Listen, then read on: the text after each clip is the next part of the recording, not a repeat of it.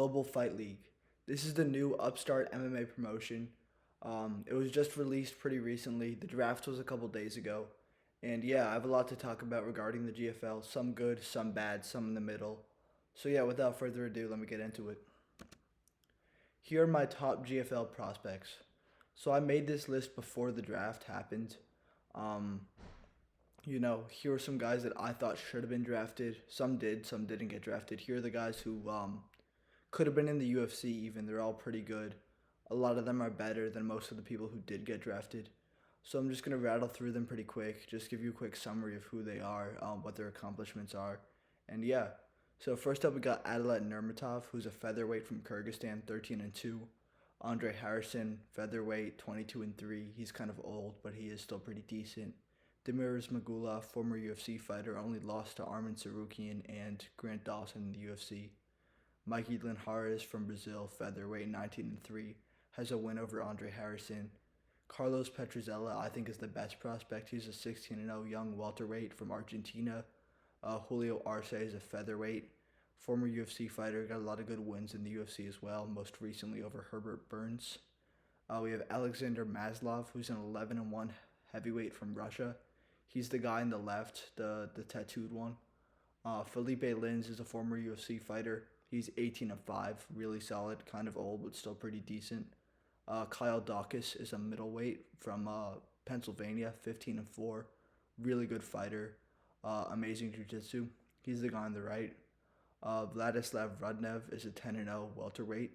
Simon Marcus is a former Glory kickboxer who's just stepped into MMA. He's 2-0. Saidukub Krakramanov is 11-3 UFC fighter, former bantamweight in the UFC. He's only lost to Saeed and Umar that I know of. So he's another really impressive fighter. Then we have Roman Lukasevich, who's a light heavyweight. Just got a win a couple weeks ago in UAE Warriors over a really good 6-1 guy. Then we have Omar Artiaga, who's a bantamweight, 11-1. Jamie Siraj, who's a featherweight, 12-2. And then Will Brooks, who's a welterweight as well, had a quick stint in the UFC. Didn't do too great, but kind of been tearing up the regional scene. He's pretty solid as well, 26-5-1. So yeah, a lot of these guys didn't go signed, which is a little sad and doesn't say the best about the GFL, because they kind of picked like more established names who are kind of washed up over like the new surging contenders who like might actually have a good career in MMA over like a longer period of time. Yeah, I think the biggest one that went unsigned is Alexander Maslov, who's an amazing fighter, 11-1, really promising, and it's a little bit disappointing to me that he wasn't drafted just because of the potential he has and the fact that a lot of the heavyweights in the GFL kind of suck and are really, really old and were super great in their primes but just aren't now. Yeah, same thing goes for someone like Will Brooks. The welterweight division's pretty old in the GFL, so yeah, it's a little bit disappointing on that end. Anyways, here are my round one takeaways from the GFL. So it's kind of shocking to me that Tyron Woodley is the most desirable free agent in MMA. Like, this guy got fucking knocked out by Jake Paul in boxing, which is, not the best indicator of his ability to compete in combat sports as of right now. He's on a 4-fight losing streak in MMA. Yes, it's to good names, but his most recent loss was still like 3 years ago. He's like 38 or 39 now, quite old. Probably the one good pick in round one was Gegard Mousasi. He's quite a solid fighter, but even he's old and on a 2-fight losing streak. And then we also have a bunch of unks like JDS, Verdum, Kevin Lee, who are all signed over every single one of those prospects that I had in that last list, which is just ridiculous to me because those guys are actually good. And these guys were amazing in their primes, but now they're not even top 15 UFC level, not even close to it. So it's pretty concerning to me of GFL's future if they're signing a bunch of washed up people who can maybe fight for another year or two and not even particularly well. So yeah, those are my GFL round one takeaways. I'm going to get on to the rest of the GFL draft and kind of the teams next. The GFL draft. It is insane to me that Chris Weidman, Tony Ferguson, and Shogun, who were all in the top 3 rounds.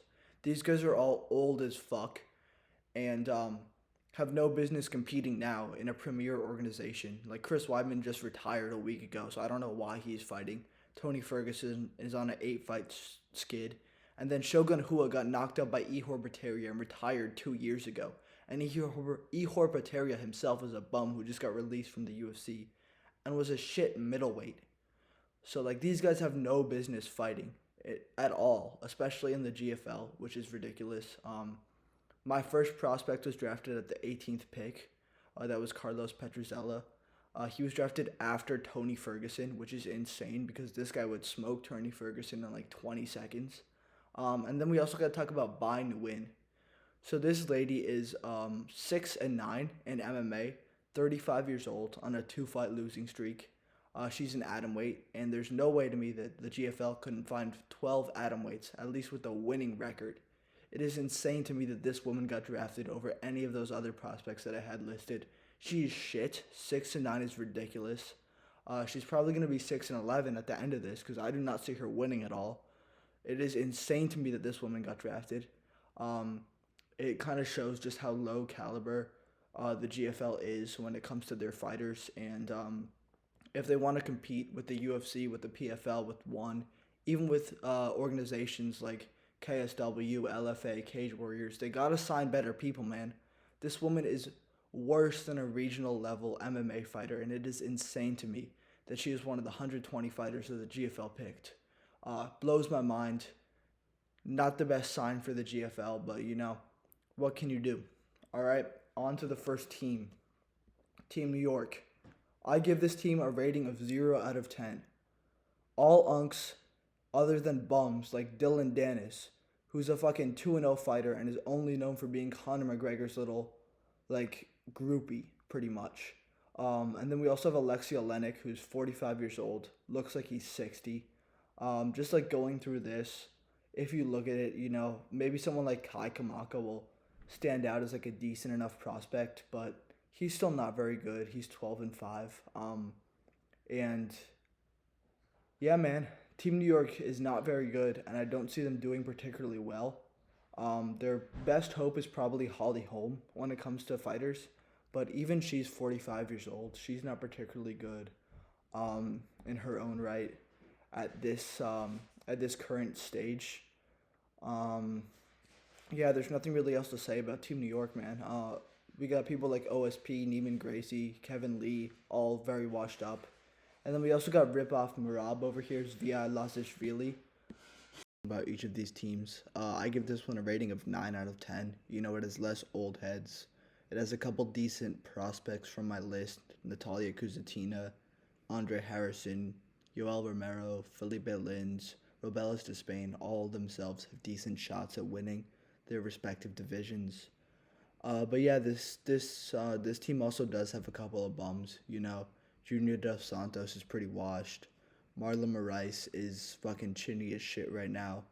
Pettis is super, super washed. Jeremy Stevens was never great to begin with, and now he's in BKFC, so he probably won't even fight for Team Miami. They'll probably pull in someone else.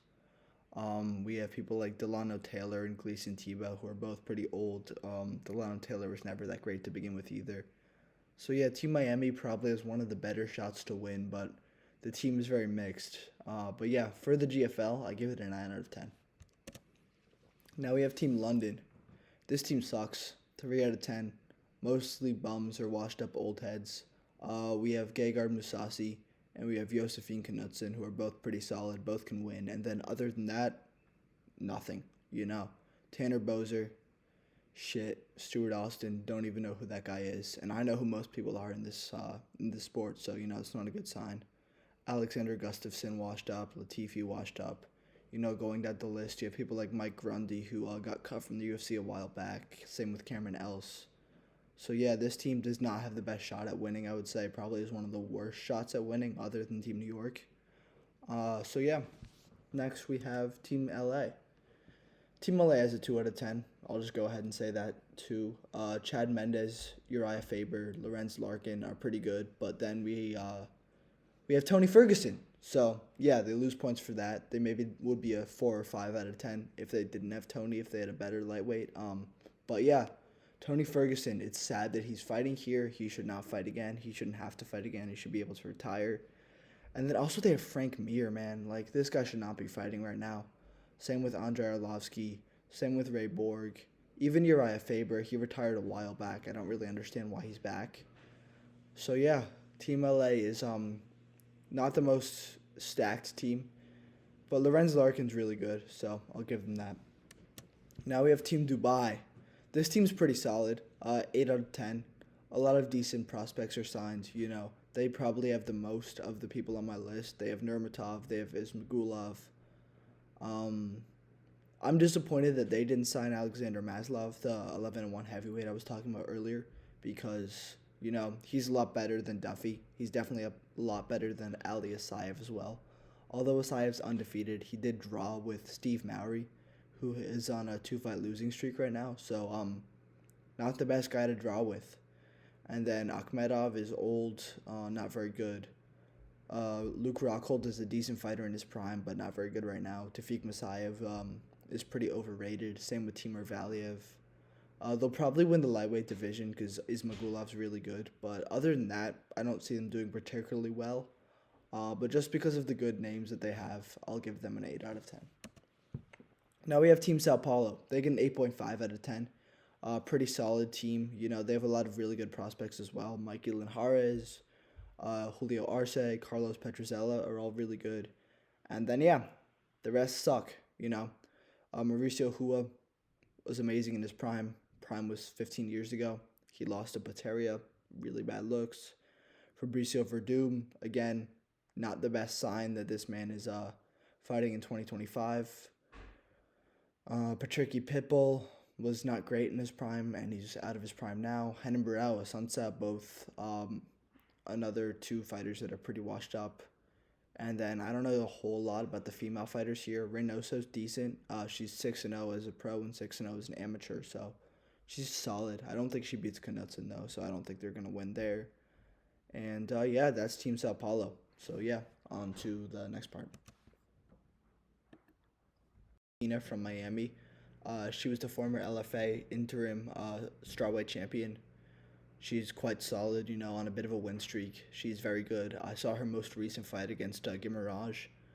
She kicked her ass there. She did really well. Strawweight, I have Josephine Knutson from London. UFC level fighter. She did lose in her most recent fight. Wasn't the best because Piera Rodriguez, the woman that beat her, isn't great. But I think she's good enough to win. For women's bantamweight, I have Holly Holm, the one fighter from Team New York who's somewhat decent. Yes, she's quite old, but the women's bantamweight division in the GFL is really, really shallow. And the only person who has any shot against her is Aspen Ladd. And Aspen Ladd, as we've seen in both the UFC and the PFL, has not been great herself. So I think Holly Holm does have enough left in the tank to win. Bantamweight, Uriah Faber, Team LA. This might be a bit of a crazy take. Faber is pretty old, but the bantamweight division, not great. If Faber, like he says he does, has the testosterone and health of a 27-year-old, he might do decent. Probably not, but, I'll look smart if he wins, and I'll look dumb if he doesn't, but he probably won't, so, I'll probably look dumb. Anyway, featherweight, Mikey Linhares, my fellow Mikey. This guy's pretty good, he's 19-3, very good fighter, on a win streak, hasn't lost since, 2018, he's only 31. He's not the biggest finisher. He's got around the same decisions as he does submissions and finishes. So I don't know if he'll be able to get into the finals, but if he does, I do think he has it.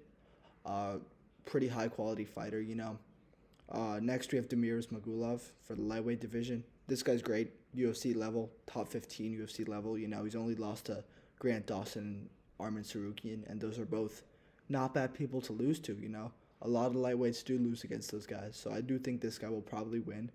Him and Carlos Petruzella, I think, are the GFL's two best fighters, which brings us to Carlos Petruzella, who I do think will win the welterweight division. This guy's legit. I really can't see him losing. I think he'd be top 10 in the UFC. So I do think he'll probably win in the welterweight division. Onto the middleweight division, I think Gegard Mousasi is probably the guy. Maybe Yoel Romero could take it too. This guy's Yoel's a freak of nature, so I wouldn't be shocked. But Gegard will probably, I do think, win this, assuming he's not completely washed. Now we have light heavyweight, which I have Felipe Lins winning. He's been pretty decent in the UFC light heavyweight division. Looked pretty solid. He's on a win streak in the UFC, so I do think he has enough to beat pretty much every other light heavyweight. And then finally, Robelis to Spain. He just won in karate combat, just ran through another bum in like 10 seconds. Assuming people don't wrestle, and there's not a whole lot of wrestlers who I think are good enough to get him down in the GFL because most of the heavyweights are super old. So it's between Despain and Ali Isaev, who I'm really not high on. So I'm just going to have to go with Robelis. Yeah. So overall, I think Miami will win the most, followed by Sao Paulo, and then everyone else will probably win one or two. Um, yeah, I do think that the Sao Paulo, the Miami, and the Abu Dhabi teams are much more stacked than the other three. So I think those three are much more likely to win overall than London, Los Angeles, and New York teams. But we'll see. We'll see. I mean, anyone can win. Yeah, not a whole lot of good quality fighters. So if someone just roids up and does decent, we'll see. Wouldn't be shocked. Now, my final thoughts for the GFL. I was super high on this organization. I watched Darren Owen's town hall with Mike Heck, and he seemed like he was pretty knowledgeable in the sport. Seemed like a pretty cool dude, down to earth, big MMA fan. But this also disappointed me. Everything seemed pretty scripted. It didn't seem like a real draft. It just seemed like everyone was kind of forced into picking like the older names instead of like the more interesting young prospects that I had listed, who had a lot more potential and could have brought the GFL a lot more widespread awareness just because of how good they are. And yeah, I don't think the GFL is going to last too long, but I would love to be wrong. I would love to see them succeed because the idea itself is pretty cool, pretty interesting, and I do think it has a lot of potential, but I think it's done in the wrong way, and that does suck to see because it's such a cool idea.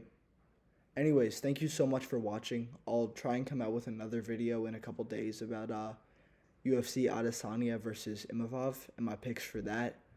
I don't know when I'll be dropping that because I obviously have school.